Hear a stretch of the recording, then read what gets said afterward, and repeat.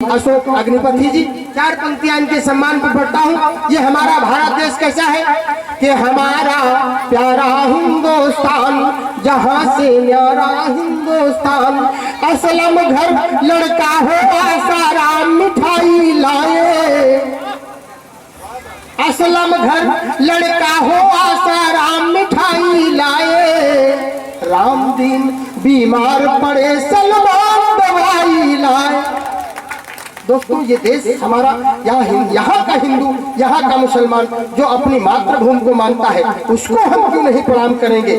जो व्यक्ति, वो चाहे हिंदू हो चाहे मुसलमान हो, अगर हिंदुस्तान का वो भला नहीं कर सकता है, हिंदुस्तान के साथ गद्दारी करता है, तो वो गद्दार है। वो चाहे जिस कौम का हो, कि असलम घर लड़का हो आसाराम मिठाई लाए, राम दिन बीमार पड़े सलमान दवाई लाए, एक दूसरे की खातिर जो छिड़के अपनी जान, हमारा प्यारा हिंदुस्तान, जहाँ से न्यारा हिंदुस्तान।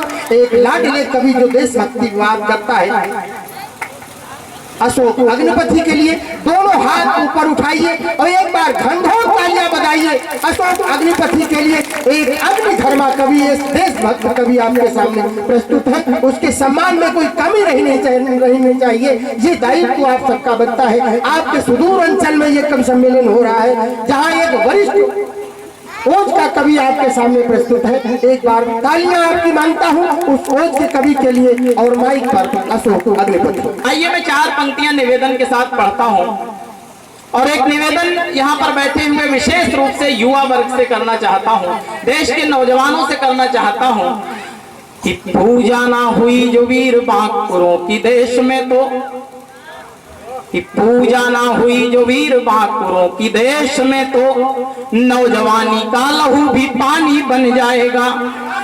कि पूजा ना हुई जो वीर बांकुरों की देश में, तो नौजवानी का लहू भी पानी बन जाएगा। और पाठ बलिदान का पढ़ाया ना गया तो फिर, कि पाठ बलिदान का पढ़ाया ना गया तो फिर राष्ट्र का युवा महागुमानी बन जाएगा।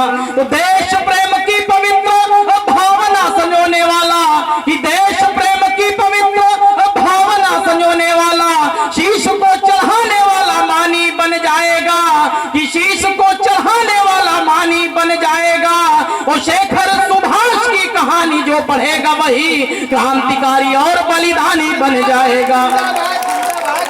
भाई क्या कहेंगे?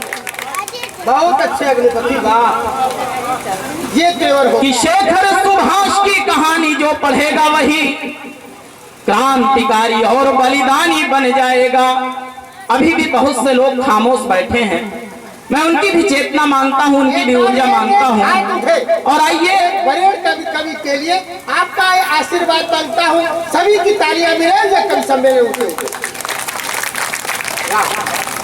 आइए, मैं 4 पंक्तियां और एक विशेष भावभूमि से पढ़ना चाहता हूं। मैं बात करता हूं शहीद शिरोमणि चंद्रशेखर आजाद की। हमारे देश के एक बड़े कलमकार ने लिखा कि शहीदों के लहू की दीप्ति ने दिन मान रखा है, कि शहीदों के लहू की दीप्ति ने दिन मान रखा है, शहीदों ने समूचे राष्ट्र का सम्मान रखा है। किसी भी तरह उनका ऋण चुकाया जा नहीं सकता, जिन्होंने जान दे जिंदा ये हिंदुस्तान रखा है। तो आइए, हम उनकी वंदना में, उनकी पूजा में कुछ पंक्तियां पढ़ें। मैं 4 पंक्तियां विशेष भावभूमि से पढ़ना चाहता हूं। शहीद शिरोमणि चंद्रशेखर आजाद जी के मित्र ने आजाद जी से एक प्रश्न पूछा कि गीता और पिस्तौल दोनों साथ में क्यों रखते हो? यहाँ पर बहुत सी बहन बेटियां पढ़ी लिखी होंगी, बहुत से हमारे नौजवान साथी पढ़े लिखे होंगे। मैं ये पंक्तियां उनको सौंपता हूँ। निश्चित रूप से पंक्तियां सबके मन तक पहुंचेंगी, और जिनके मन तक पहुंचे तो एक बार मुझे जगाइएगा, आप सब जागिएगा। आजाद जी के मित्र ने पूछा कि गीता और पिस्तौल दोनों साथ में क्यों रखते हो? आजाद जी ने जवाब दिया। 2 पंक्तियों में मित्र का सवाल और 2 पंक्तियों में आजाद जी का जवाब आपके मन तक पहुंचे तो मुझे सब आप बताइएगा कि गीता पिस्तौल दोनों साथ साथ रखते हो, कि गीता पिस्तौल दोनों साथ साथ रखते हो। ई को कम कर दो भैया, हाँ, ई को ज्यादा नहीं। कि गीता पिस्तौल दोनों साथ साथ रखते हो, दोनों साथ रखने की कैसी मजबूरी है। और एक धर्म की प्रतीक दूसरी है क्रांति की तो, कि एक धर्म की प्रतीक दूसरी है क्रांति की तो, दोनों में समानता है या कि कोई दूरी है। कि एक धर्म की प्रतीक दूसरी है क्रांति की तो, दोनों में समानता है या कि कोई दूरी है। तो बोले चंद्रशेखर कि क्रांति पिस्तौल और, कि बोले चंद्रशेखर कि क्रांति पिस्तौल और, गीता के बिना हमारी प्रेरणा अधूरी है। कि गीता के बिना हमारी प्रेरणा अधूरी है। और शत्रुओं को जल से मिटाने हेतु बंधुवर, गीता भी जरूरी पिस्तौल भी जरूरी है। कि शत्रुओं को जल से मिटाने हेतु बंधुवर, गीता भी जरूरी पिस्तौल भी जरूरी है। कि शत्रुओं को जल से मिटाने हेतु बंधुवर, गीता भी जरूरी पिस्तौल भी जरूरी है। और आइए कुछ विशेष भावभूमि से मैं और कुछ पंक्तियां पढ़ता हूं। आप सब प्रबुद्ध लोग बैठे हैं। कि भारतीय सैनिकों का शौर्य था उफान पर, नेताजी सुभाष चंद्र बोस ने आजाद हिंद फौज सेना का गठन किया। सेना को आदेश दिया गया अंग्रेजों से लोहा लेने के लिए। बरसात का मौसम था, सेना के पास लड़ने के लिए हथियार, खाने के लिए अन्न नहीं था। सेना ने उत्तर दिया, सेना ने जवाब दिया, सेना ने पीछे हटना स्वीकार नहीं किया। तब मैं कुछ पंक्तियां पढ़ता हूं। कि भारतीय सैनिकों का शौर्य था उफान पर, पीछे हटने को जब उनसे कहा गया। कि भारतीय सैनिकों का शौर्य था उफान पर, पीछे हटने को जब उनसे कहा गया। और जोश जना क्रोध स्वाभिमान था जगा हुआ, क्रुद्ध बाकुरे थे नहीं उनसे रहा गया। तो रक्त में उबाल लिए, कि रक्त में उबाल लिए, और क्रांति की मशाल लिए। आंखें लाल लाल नहीं उनसे सहा गया, कि आंखें लाल लाल नहीं उनसे सहा गया। और जय हिंद जय हिंद जय हिंद बोलकर कारवां वो शत्रुओं की चौकियां ढहा गया। कि जय हिंद जय हिंद जय हिंद बोलकर कारवां वो शत्रुओं की चौकियां ढहा गया।